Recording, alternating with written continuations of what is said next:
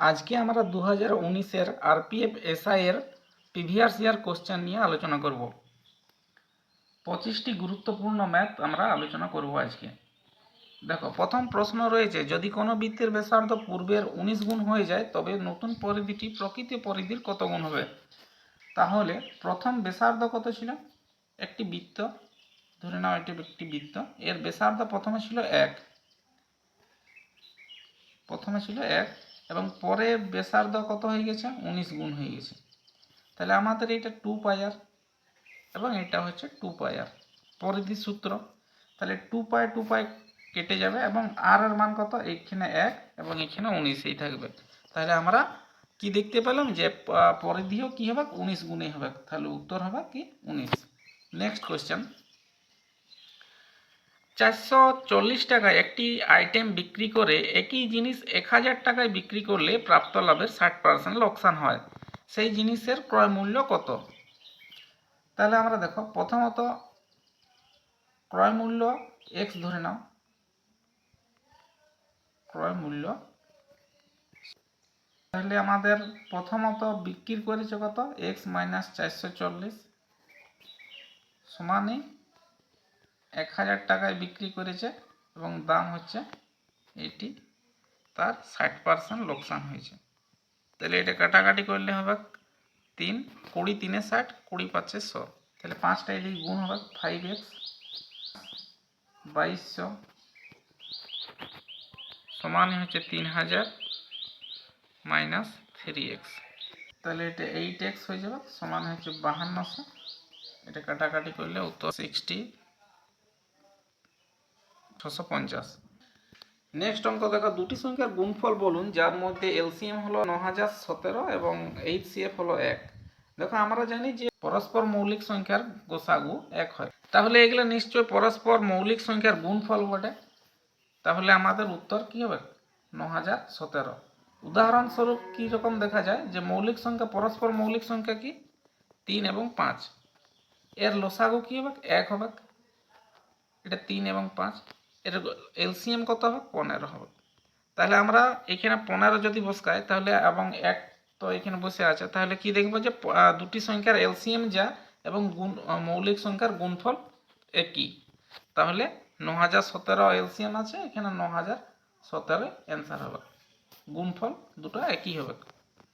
84 litre মিশ্রণে দুধ ও জলের অনুপাত 3:4। তাহলে আমরা 84 লিটার মিশ্রণে দুধ এবং জল কত আছে সেটা আমরা দেখে নেব। তাহলে দুধ এবং জল জল, জল রয়েছে 84 ইন্টু 3/7, তাহলে 12/7 84, 12/3 36।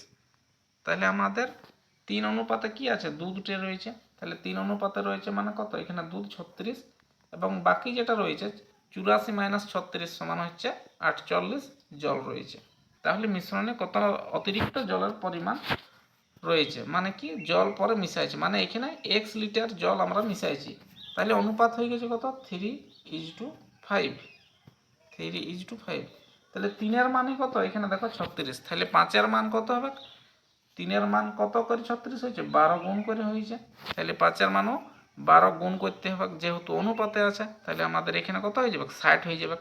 60 তো টোটালটার মান হচ্ছে 60, তাহলে 48 আমাদের ছিলই, আর কত লিটার যোগ করতে হবে? 12 লিটার, তবে 60 হবে। তাহলে উত্তর হবে কত? 12। নেক্সট দেখো, মার্টিন তার বেতনের 13% অন্ধদের জন্য কাজ করা এবং একটি সংস্থাকে, এবং তার বেতনের 12% অনাথ আশ্রমে, 14% শারীরিকভাবে প্রতিবন্ধী ব্যক্তিদের জন্য কাজ করা প্রতিষ্ঠানে এবং তার বেতনের 16% ডক্টরাল অ্যাসিস্ট্যান্স ইনস্টিটিউশনে দান করেছিলেন। অবশিষ্ট 42,750 টাকা মাসিক খরচের জন্য ব্যাংকে জমা হয়। অনাথ আশ্রমে দান করা পরিমাণ খুঁজে বের করুন।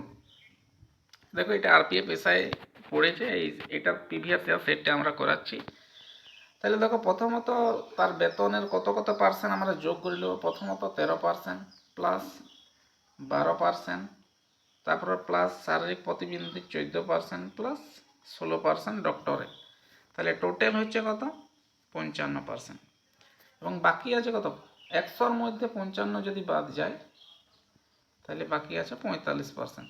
এই 45% অর্থটা কী করে, ও জমা করে দেয়, তাই তো? তাহলে 45% সমান হচ্ছে 42,750। তাহলে আমাদের কত, অনাথ আশ্রমে কত দান করেছে, অনাথ আশ্রম কোনটা, 12%। তাহলে 12% সমান কত, 12% সমান এটা বাই 45 ইন্টু 12, এটা কাটাকাটি করলে উত্তর চলে আসবে 4,400। নেক্সট দেখো, একজন ব্যক্তি সাইকেল থেকে 15 কিমি প্রতি ঘন্টা গতিতে হোস্টেলে থেকে কলেজে যান এবং 4.5 মিনিট এতে দেরি হয়েছে। যদি সে 20 কিলোমিটার বেগে চালায় তাহলে 4.5 মিনিট আগে পৌঁছায়। হোস্টেল থেকে কলেজের দূরত্ব কত? তাহলে আমরা এটাকে এলসিএম হিসাবে করে নিতে পারি যে এলসিএম কত, দেখো 20 এবং 15, তাহলে 20 এবং 15 এলসিএম কত হবে, 60 হবে। তাহলে আমরা ধরে নিচ্ছি 60 কিমি রাস্তা। তাহলে 60 কিমি রাস্তা যদি হয় তাহলে 60 দূরত্ব বাই গতিবেগ 15, তাহলে ঘন্টা কত লেগেছে, 4 ঘন্টা, 15 4 60, 4 ঘন্টা প্রথম যাওয়ার সময় লেগেছে, এবং পরবর্তীকালে কত 20 কিমি করে গেছে এবং 3 ঘন্টা সময় লেগেছে। এই টাইমের ডিফারেন্স কত, 1 ঘন্টা। 1 ঘন্টা সমান কত, 60 মিনিট। তাহলে 60 মিনিটে 60 কিমি যাচ্ছে। তাহলে আমাদের ওর দেরি হয়েছে কত, টোটাল 4.5 এবং 4.5, মানে 4.5 প্লাস 4.5 সমান হচ্ছে 9.0। তাহলে 60 মিনিটে 60 কিমি যাচ্ছে, তাহলে 9 মিনিটে যাবে 9 কিমি, উত্তর হবে 9 কিমি। নেক্সট দেখো, একটি বাক্সে 3টি ভিন্ন ধরনের পুরানো কয়েন 3:5:7 অনুপাতে রয়েছে। পুরানো কয়েনের মূল্য যথাক্রমে 1, 5 এবং 10 টাকা। বাক্সে রাখা কয়েনের মোট মূল্য 686 টাকা হলে 10 টাকার পুরানো কয়েনের সংখ্যা বলুন। তাহলে আমরা দেখছি যে কয়েন কত অনুপাত আছে, 3:5:7, এবং এটি টাকা কত, 1 টাকা, 5 টাকা এবং 10 টাকা। আমাদের টোটাল হচ্ছে কত, তাহলে 3 টাকা, 25 টাকা এবং গুণ করতে হবে এটা, এবং 70 টাকা। তাহলে টোটাল হচ্ছে 98 টাকা। 70, 25, 95 এবং 3 98। 98 টাকা সমানে 98 টাকার মানে দিয়ে আছে কত, 686। 98 টাকার মানে হচ্ছে 686।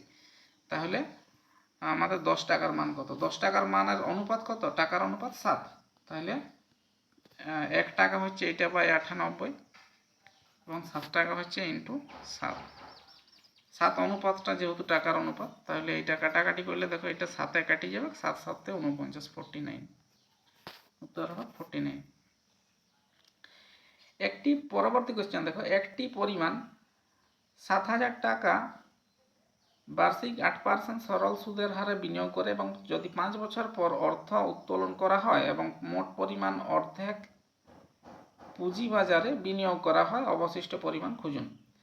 তাহলে দেখো 7600 টাকা বা 7,600 টাকা, এটা 8% হলে 5 বছরে কত হবে, আমাদের 7,600 টাকা, এটি হচ্ছে 100% টাকা, এবং 8% হারে 5 বছরে কত টাকা হবে, কত পার্সেন্ট হবে, 40%। 8 5 40। তাহলে আমাদের 100 টাকাটা বাড়ে কত হয়ে যাবে, 140 টাকা হয়ে যাবে। এইখানে আমরা কেটে দিতে পারি যে এখানে কাটো, দেখো এখানে 20 5 100 এবং 20 7 140। তাহলে 5-এর মান হচ্ছে কত, 7,600। তাহলে 7-এর মান কত বটে, 7-এর মান বটে ইন্টু 7 সমান হচ্ছে তো 76 ইন্টু 100 করতে পারে। তাহলে 5 20 100, 76 ইন্টু 20 ইন্টু 7, এবং এই টাকাটা পুরাটা, এবং মোট পরিমাণের অর্ধেক পুঁজিবাজারে বিনিয়োগ করে এবং অবশিষ্ট পরিমাণ খুঁজুন। তাহলে এটার অর্ধেক চলে গেছে, তার মানে 2 দিয়ে ভাগ করতে হবে, তাই তো? তাহলে 2 দিয়ে ভাগ করলে আমাদের এটা 10 হয়ে যাবে। তাহলে 76 ইন্টু 7 ইন্টু 10, তাহলে 76 ইন্টু 7 ইন্টু 10, এটা গুণ করলে হয়ে যাবে 6 7 42, 5,320 টাকা। যখন একটি সংখ্যাকে 119 দ্বারা ভাগ করা হয় তখন অবশিষ্ট থাকে 10। একই সংখ্যাকে 17 দ্বারা ভাগ করলে অবশিষ্টাংশ কত হবে? তোমরা অঙ্কগুলো পজ করে করে করবে, আমি স্পিডে করে দিচ্ছি কেননা টাইম বেশি খাই যাবে। তাহলে দেখো আমাদের 119 দ্বারা ভাগ করা হয় তখন অবশিষ্ট থাকে 10। তাহলে আমরা ধরে নিচ্ছি সংখ্যাটা কত, সংখ্যাটা যদি বার করতে চাও তাহলে কি হবে 119 গুণিত 1, তাহলে কত হবে 119 প্লাস 10। তাহলে টোটাল এখন সংখ্যাটা হচ্ছে কত 129কে ভাগ করো, ঠিক আছে। তাহলে 119 129 দেখো 119/10, তাহলে আমাদের কি হচ্ছে 10 ভাগশেষ থাকছে, অবশিষ্ট 10 থাকছে। এই সংখ্যাটাকে অর্থাৎ কি 129কে আমরা কত দিয়ে ভাগ করব 17 দিয়ে। তাহলে 17 129কে যদি ভাগ করো তাহলে 17 7 কত 119, তাহলে 10 সেই ভাগশেষ থাকছে, উত্তর হবে কত 10। নেক্সট দেখো 324 তার স্কোয়ার রয়েছে এবং ইন্টু 72 ভাজিত 18 টু দি পাওয়ার 5 ইন্টু 1021। তাহলে আমরা এটা কিভাবে করব, 324 তার স্কোয়ার রয়েছে মানে কি দুটো 324 রয়েছে ইন্টু 72 বাই 18 5টা রয়েছে 18 ইন্টু 18 18 ইন্টু 18 ইন্টু 18 এবং এর সাথে কি রয়েছে 1021। দেখো 18 18 324 কেন কি 18 স্কোয়ার, এই দুটো 18 সাথে একটা 324 কেটে যাবে, এই 324 সাথে দুটো 18 কেটে যাবে, 18 4 72, তাহলে 4 ইন্টু 1024 করলে হয়ে যাবে তোমার 4084। 375 অনুগামী শূন্যের সংখ্যা খুঁজুন। 375 অনুগামী শূন্য সংখ্যা খুঁজতে গেলে কি করতে হবে, দেখতে হবে তোমাদের এর মধ্যে কটা 5 রয়েছে। 375কে 5 দ্বারা ভাগ করো, দেখো হচ্ছে 5 7 35, 5 5 5 25 এবং 75কে আবার 5 যতক্ষণ না ভাগফল 5-এর নিচে আসতে ততক্ষণ ভাগ করে যেতে হবে। তাহলে 75কে আবার 5 দিয়ে ভাগ করলাম, তাহলে হয়ে গেল 15, আবার 15কে ভাগ করলাম 5 দিয়ে, হয়ে গেল কত 3। তাহলে আমাদের এতগুলো শূন্য থাকবে, কতগুলো 75টা প্লাস 15টা প্লাস 3টা, টোটাল হয়ে যাবে কত 90টা, এই সরি 93টা। নেক্সট কোয়েশ্চেন দেখো, যদি একজন দোকানদার একটি আইটেমের ক্রয় মূল্য 46% বৃদ্ধি করে এবং এটি বিক্রি করার জন্য অবিহিত মূল্যে 46% ছাড় দেয়, তাহলে এর মোট শতাংশ বা লাভ কত হবে। তাহলে দেখো আমরা এটা চেঞ্জ পার্সেন্টেজ অর্থাৎ কি A plus B plus A B by 100 এটা দিয়ে আমরা করতে পারি।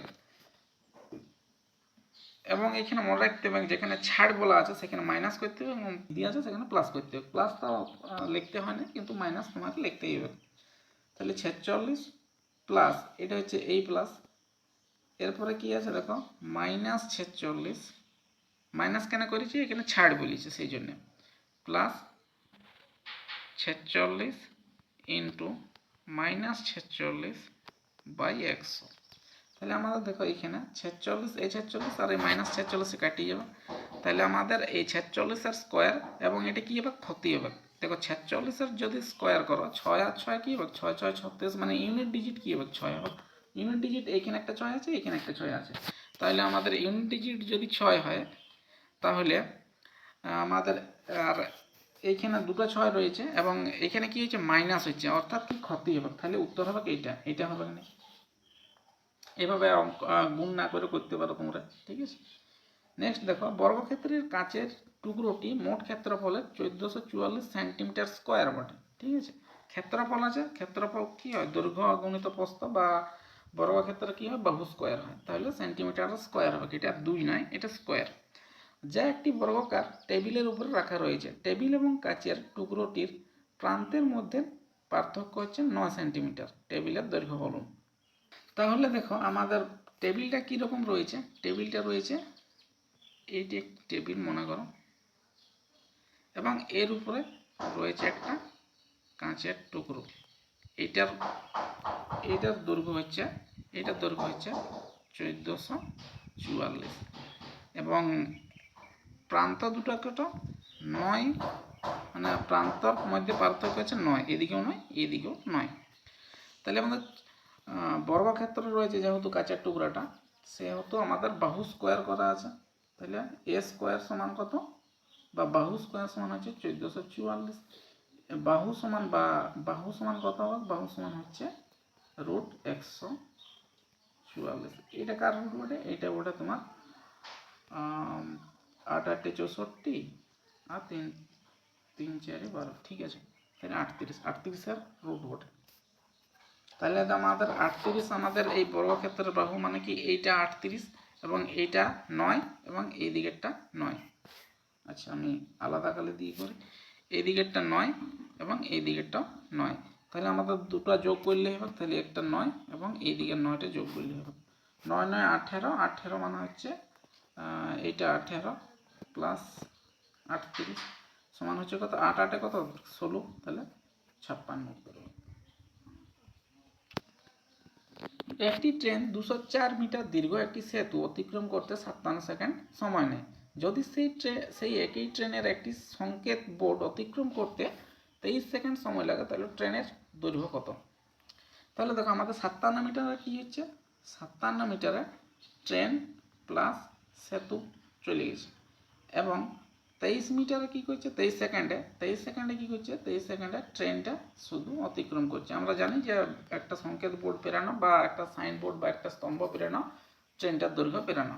তাহলে আমরা সেতু কতটায় অতিক্রম করছে, সেতু অতিক্রম করছে 4 3 34 সেকেন্ডে আমাদের সেতুটা অতিক্রম করছে। তাহলে 34 সেকেন্ডে আমাদের কতটা যায়, 204 মিটার, সোজা হিসাব।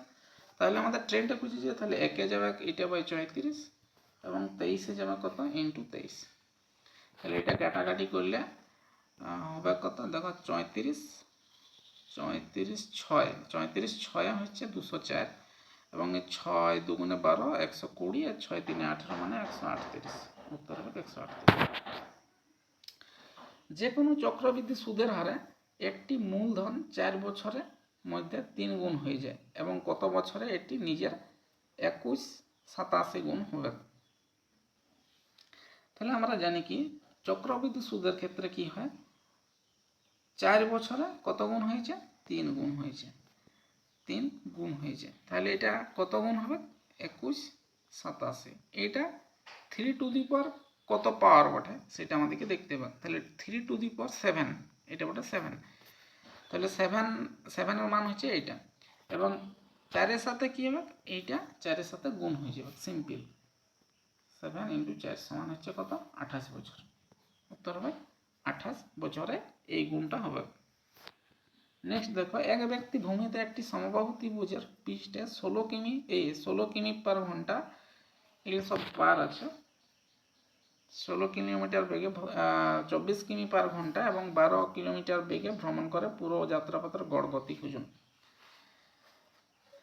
তাহলে দেখো আমাদের প্রথমত এটা রাস্তা নাই, তাহলে রাস্তা হিসাবে আমরা এলসিএম ধরে নেব। তাহলে 16 24 এবং 12, এর লসাগু হবে কত, 4। 16 24 এবং 12 এদের লসাগু হবে কত, 48। এলসিএম করে নেব তোমরা। তাহলে 48 কিমি রাস্তা, আমি টোটাল রাস্তাটা ধরে নিচ্ছি 48 কিমি। তাহলে 48 কিমি বেগে যদি যায়, প্রথমে যদি যায় 16, তখন সময় লাগছে কত, 3 ঘন্টা। পরে কি আছে দেখো, 48 কিমি করে রাস্তা 24 কিমি পার ঘন্টা করে গেলে 2 ঘন্টা সময় লাগবে। এবং তারপরে কি আছে, 48 কিমি রাস্তা 3 বার নিয়ে যাবে, 12 কিমি পার করে গেলে 12 4 48, 4 ঘন্টা সময় লাগবে। টোটাল সময় লাগছে কত, টোটাল 3 2 5 4 9, টোটাল সময় লাগছে 9 ঘন্টা। এবং টোটাল রাস্তা কত, 48 এবং 48, তাহলে 3টে 48 ইন্টু 3, এটা টোটাল রাস্তা বাই 9, এটা হচ্ছে গড় গতিবেগ। তাহলে 3 3 3 9 এবং 3 16 48, তাহলে উত্তর হবে কত, 16 কিমি রাস্তা, উত্তর হবে 16। এক দোকানদার একটি পণ্য বিক্রি করেন 2367 টাকায় এবং 12.5% মুনাফা অর্জন করেন। মুনাফা অর্থাৎ কি, মুনাফার কথার অর্থ হলো লাভ করা। পণ্যর ক্রয় মূল্যের অর্ধেকের সমান পরিমাণ বলুন টাকায়। আচ্ছা আমাদের 12.5% অর্থাৎ কি, 12.5% হচ্ছে 1 আট। 1 আট কীভাবে, 12.5% বাই 100, ইন্টু এই পয়েন্টের জন্য আরও 100। তাহলে এটা কাটাকাটি করলে দেখো 1-এর 8 হয়ে যাবে, 1-এর 8। তাহলে আমাদের কি 8 ভাগের 1 ভাগ আমাদের লাভ করেছে, মুনাফা অর্জন করেছে। তাহলে 8 ভাগের 1 ভাগ অর্থাৎ কি 8 ভাগ তো ছিলই, আর 1 ভাগ করেছে মানে 9 ভাগ হয়ে গেছে। 9 ভাগের মান কত হয়েছে? 2367 টাকা। তাহলে আমাদের অর্ধেক বলেছে, পণ্য ক্রয় মূল্য কত? এইটা ক্রয় মূল্য, তার অর্ধেক কত হবে? 4 হবে। 8-এর অর্ধেক কত হবে? 8/2, 8/2 সমান হচ্ছে 4। তাহলে 4 সমান কত হবে? তাহলে 9 × 4। এটা যদি কাটাকাটি করো তাহলে কত হচ্ছে দেখো, 9 দুগুণে 18, 9 দুগুণে 18, 18 5 23, 9 6 54, 9 3 27, 3 4 12, এইটা ইন্টু এই 4টা। তাহলে হচ্ছে 3 4 12, 2 হাতে রইল 1, 6 4 24 আর 1 25, 25, 2 4 দুগুণে 8, 9 10, 1052। উত্তর হবে 1052। আমির 4 সন্তানের মধ্যে 875টি উপহার বিতরণ করেছেন। প্রথম সন্তানের অংশ দ্বিতীয় সন্তানের দ্বিগুণ, তৃতীয় সন্তানের অংশ 3 গুণ এবং চতুর্থ সন্তানের অংশের 4 গুণ। প্রথম এবং দ্বিতীয় সন্তানের দ্বারা প্রাপ্ত মোট উপহারের যোগফল দেখান। তাহলে দেখো আমরা ABCD ধরে নিচ্ছি, প্রথম A, দ্বিতীয় B, C এবং D, 4টা সন্তান রয়েছে। তাহলে প্রথম সন্তান যদি দ্বিতীয় সন্তানের দ্বিগুণ অর্থাৎ যদি 1 হয় তাহলে 2, এবং তৃতীয় সন্তানের 3 গুণ তাহলে এই 3, এবং মাঝে কি বসবে? 3ই বসে যাবে। এবং চতুর্থ সন্তানের 4 গুণ, তাহলে এখানে 1 যদি হয় তাহলে এইখানে হয়ে যাবে কত? এখানে হবে 4। তাহলে এইখানেও 4, এইখানেও 4, এবং এইখানে যে জায়গাগুলো নাই সেই জায়গায় এখানে 2 হয়ে যাবে, এখানে 2 হবে, এবং এখানে কি হবে? 3 হবে। এই যে 3টে, ঠিক আছে। তাহলে আমাদের গুণ যদি করো তাহলে এইটার গুণ হচ্ছে কত? এটা হচ্ছে 24, এটার হচ্ছে 12, এটার হচ্ছে তোমার 4 দুগুণে 8। নিচে গুণ করার ছিল কিন্তু আমাদের নিচে জায়গা নেই, সেই জন্য উপরে গুণটা করে দিচ্ছি, এটা হবে 6।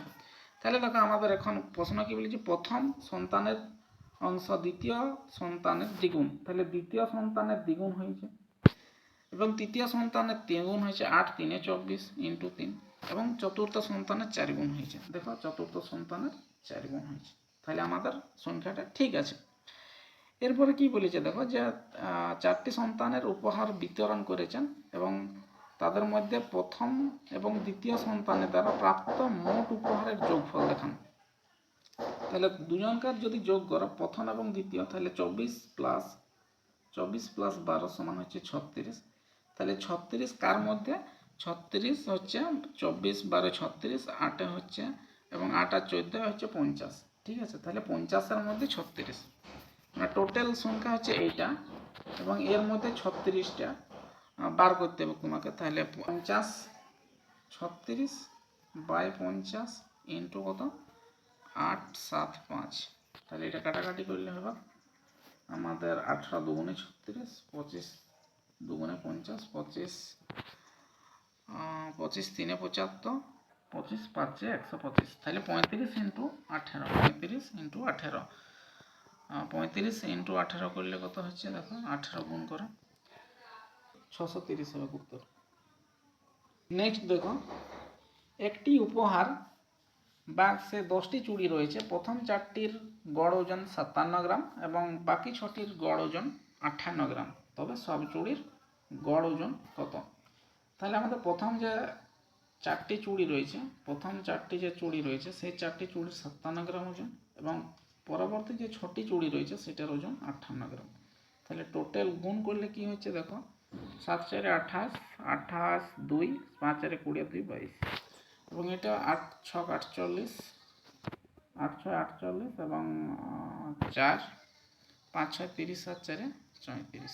তাহলে এটা যোগ করলে দেখো কত হচ্ছে, এটা 8 8 16, 7, এবং এটা হচ্ছে 5 57, এবং এটা 10টা চুড়ির ওজন, তাহলে 10 গড় ওজন কত হবে? এটা বাই 10 মানে 57.6। আচ্ছা, পরবর্তী প্রশ্ন দেখো, একটি বাক্সে রাখা 71টি নোটবুকের গড় ওজন 7.1 কেজি। যখন একটি নতুন নোটবুক বাক্সে রাখা হয় তখন গড় ওজন 7.2 কেজি হয়ে যায়।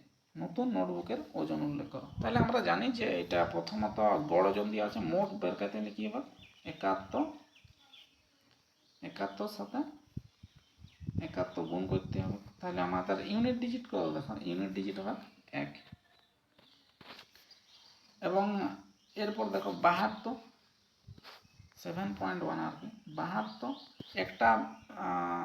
একটা কি হয়েছে, নতুন নোটবুক রাখছে, তাহলে 71টা প্রথমে ছিল, পরে হয়ে গেছে কটা, একটা রেখেছে, মানে 72 হয়ে গেছে। এর 7.2, তাহলে এটার ইউনিট ডিজিট কী হবে, ইউনিট ডিজিট মানে একক সংখ্যাটা কত হবে, 2 দুগুণে 4 হবে গুণ করলে। তাহলে এরপরে দেখো যে এটা তো নিশ্চয়ই বড় বটে, এটা নিশ্চয়ই বড় বটে এবং এটা ছোট বটে, এদের বিয়োগ করলে কত হবে, 4 মাইনাস 1 করতে হবে, তাহলে 3 হবে। তাছাড়া তোমরা 71 ইন্টু 71 এবং 72 ইন্টু 72 করে গুণ বিয়োগ করতে পারো, দেখবে চলে আসবে কত, আমাদের 143, মানে 14.3। একটি বাল্ব উৎপাদনকারী সংস্থা মোট পণ্যের 13% পণ্য ত্রুটিপূর্ণ খুঁজে পেয়েছে। যদি ত্রুটিহীন পণ্যের মোট সংখ্যা 4959 হয়, তাহলে মোট ত্রুটিপূর্ণ পণ্যের সংখ্যা কত? তাহলে আমরা দেখো 13% ত্রুটি হয়েছে, তাহলে 13% যদি ত্রুটি হয় তাহলে 87% সঠিক আছে। তাহলে 87%-এর মান আছে 4959, 4959। তাহলে আমাদের 13 ত্রুটিপূর্ণ কত, 13, তাহলে 13-এর মান কত, 87 ইন্টু 13। তাহলে এটা গুণ করলে হয়ে যাবে কত, এটা যদি তুমি 87 দিয়ে ভাগ করো 57, তাহলে এটা 57 কাটবে, 57 ইন্টু 13 সমান হচ্ছে কত, 741। উত্তর হবে 741। এক্স এর মান খুঁজুন। এটা হচ্ছে 2/5 into x plus 3/10 into x minus 3/5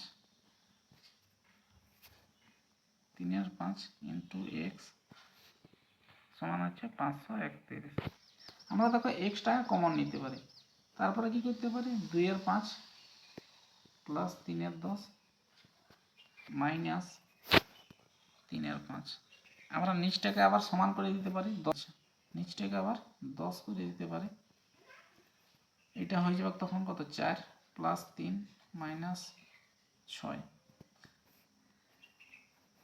into x সমান হচ্ছে 5 3 1, 5 3 1। তাহলে আমরা দেখো এক্স আমি উপরে করছি, উপরটা একবার মুছছি, দেখো